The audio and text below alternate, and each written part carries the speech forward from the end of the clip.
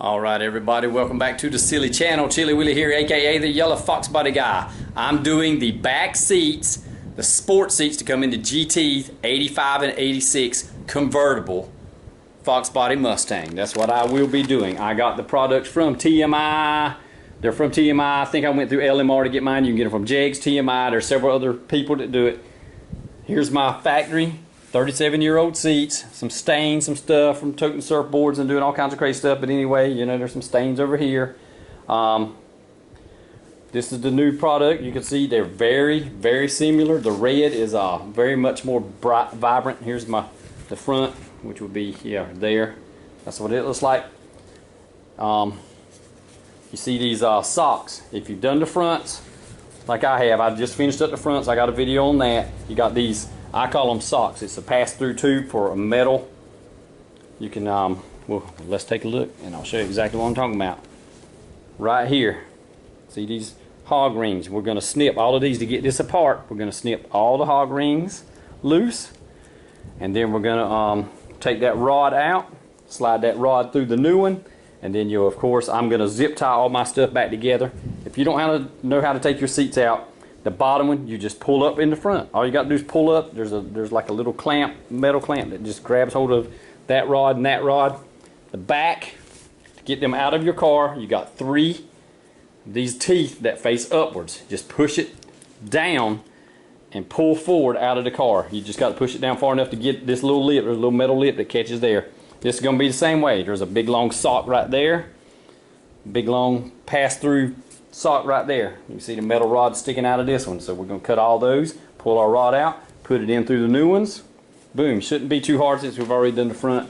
This should be fairly easy and not seem all crazy to us. So let us begin. Right, I'm going to overdub and talk it out because it's just a whole lot easier than when I was working and not saying everything correctly. But first of all, cut those hog ties loose, those hog rings. Start peeling stuff back, basically on this bottom half, which is what I started on. Just you'll notice you'll feel bars and you'll feel steel pieces there. Yeah, here I am showing the I had a leak, hydraulic leak over there on that side, white stain. But basically cut the hog rings all the way around and try and peel the seat backwards. On the bottom one, you only have the one bar in the front and one on each side. Right here, there's one down the inside there. I'm pointing that out. You will cut those hog rings. Have to reach down in there with your pliers, cutting pliers, and peel those loose. You can see them. I think there was 3 or 4 on each side. You'll do that on both sides of the seat as you flip that thing around. And on this seat, there's no sock or sleeve on the back side, so you just basically just peel it down. And of course, the other side has that same one.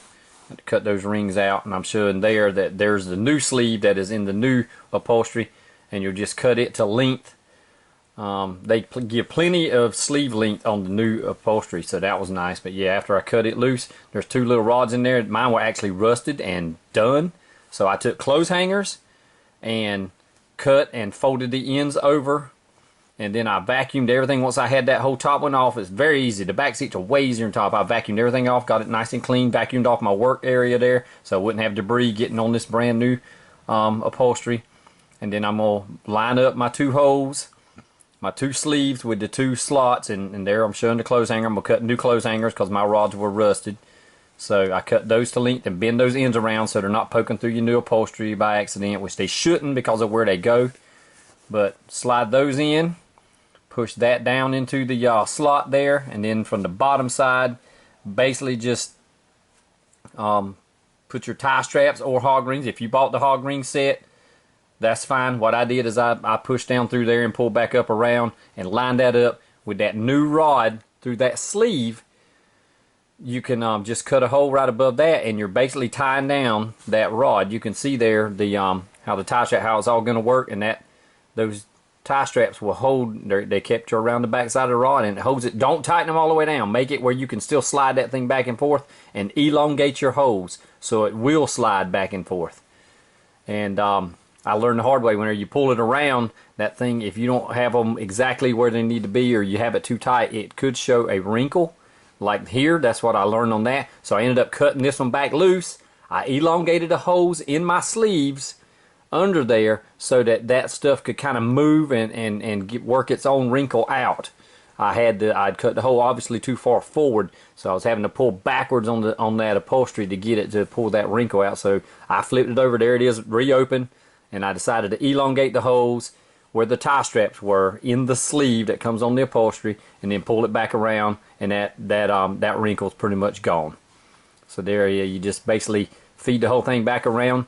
Like I said, these back seats way easier than the front to get on. There I am with brand new rods. You can see that's a brand new piece of clothes hanger. I took a metal clothes hanger, rounded off both ends, push it through the new sleeve, and you'll feel the bar. There is a piece of metal bar there. You can see where your old hog rings were, so you can feel that there's a metal bar made into that seat to tie that off to. And there I began. I started in the middle, leave them loose until you get everything there, and you flip that seat over. You know, leave them kind of loose, and once you flip it over, you can kind of make sure all your wrinkles are out. Then you can start tightening them down. There I am cinching one down, and then just keep on going. On the back side of the seat, which has the curvy edge, they do not have a slotted sleeve there. You have to actually cut real close up against the plastic piece, the plastic trim that they've sewed onto it, and the same as the sides. There's no socks on these sides, only the ones in the middle of the seat and the one on the front. And there's bars, you'll feel them inside your insulation, and you just tie them off, cut off the excess, nothing's poking up anywhere, and there it is. That's the brand new upholstered bottom.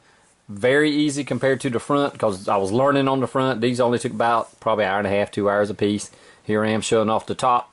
There's the difference in your fabric. You can see that the top ones have a sheen, kind of like, you know, like a satin sheen. You could mush the nap on that fuzz on that seat. You can move up and down. The bottom ones don't do that, but it is very close. And I actually like the dark contrast compared to the lighter insert on the two different grays. I like that dark one. Beginning with the top, cut the hog rings loose all the way. Excuse me, all the way around. Then start peeling that seat off.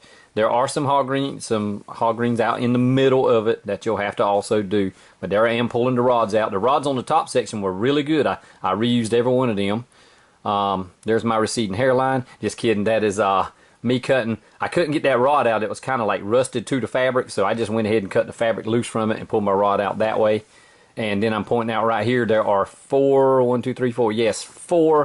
hog rings there.